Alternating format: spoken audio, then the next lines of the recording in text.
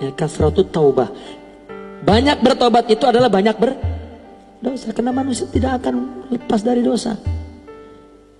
Kita jangan memandang, soalnya ada seorang soleh, seorang ustadz berdosa, tiba-tiba kita, ternyata, loh kenapa? Ya. Kalau malaikat itu berdosa, baru terkejut. Ih, kenapa malaikat berdosa ya? Ya Allah. Atau iblis tiba-tiba tahajud. Manusia. Yang kita lihat bagaimana dia kembalinya. Karena kembali kepada Allah itu bergantung kepada kebersihan jiwanya, kemurnian tauhidnya. Dia tempat, manusia tempat tajalli, tempat takdirnya dosa. Ini untuk mengatakan tidak maksum selain Nabi. Orang memandang dosa salah, sehingga dia nanti bersembunyi dalam dosa karena tidak ingin diketahui dosa oleh orang. Karena buruk rendah. Itu batu ujian oleh Allah. Sehingga nanti pun pandangannya yang salah, ibadah pun hanya untuk dilihat orang, bukan untuk dilihat Allah. Sehingga apabila ada orang berdosa terus jatuh di matanya. Ini agama, teks agama. Dia bukan orang yang ahli amal, praktikal, yang mengerti susahnya beramal, susahnya mengenal Allah. Perlu mujahadah dan juhud yang kuat. Orang jatuh bangun, jatuh bangun.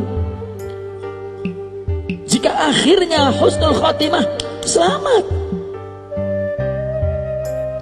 Hidup ini liyabluwakum, khalaqal mauta wal hayata liyabluwakum ayyukum ahsanu amala. Ujian hidup ini. Artinya ujian itu ada baik buruk, baik buruk, baik buruk, baik buruk, baik buruk. Dulu saya berpikir sama juga, seorang soleh, wali begitu tak boleh salah. Kalau kita jumpa wali yang tak salah-salah, susah untuk ngikuti. Maka malaikat pun kan kalau nak jadi rasul mesti manusia ya.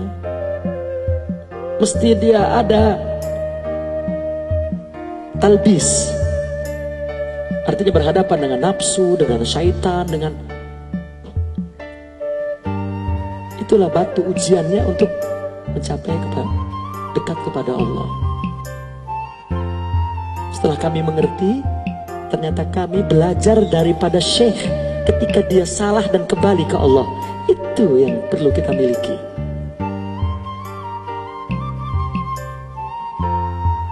Manusia salah itu urusan Allah. Dia sudah tobat jadi wali, kita masih buruk sangka jadi iblis. Untuk apa urus orang lain? Yang memberi hidayah, yang mentarbiyah kita ini hakikatnya Allah. Tidak ada syaikh. Itu jalan saja yang ditetapkan dalam sunnahnya oleh Allah di dunia ini.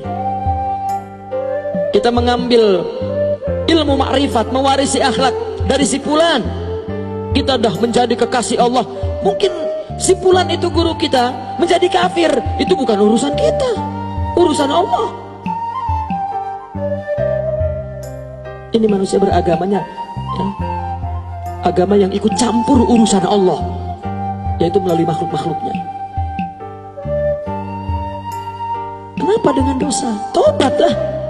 Itu disyariatkan, diciptakan oleh Allah sebagai batu ujian untuk mengukur bahwa kita jauh. Padahal hakikatnya dosa itu dekat. Tak ada yang lebih dekat dari dosa. Orang taat mungkin lupa Allah, tapi orang berdosa, Allah. Indah kan? Orang berdosa kemudian ingat, sesak di dadanya dipenuhi oleh ruang jiwanya, relung jiwanya dipenuhi oleh Allah. Maka dia, ya Allah. Mungkin kita sholat, tak ada Allah, tak ada.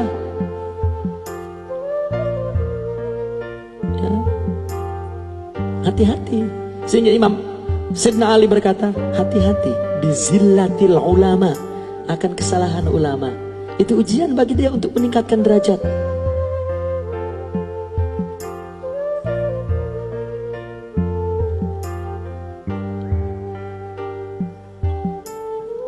Jiwa kita masih lawamah sehingga sampai mutmainnah, itu dengan tarbiyah tazkiyah.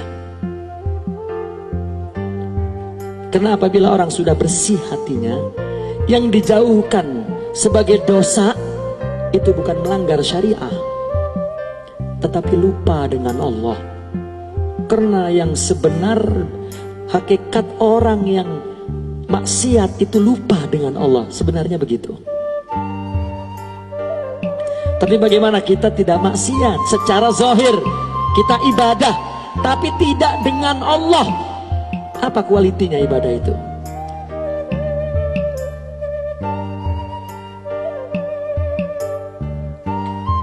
Ini din, bukan din tengok tek ama amalan, sudah.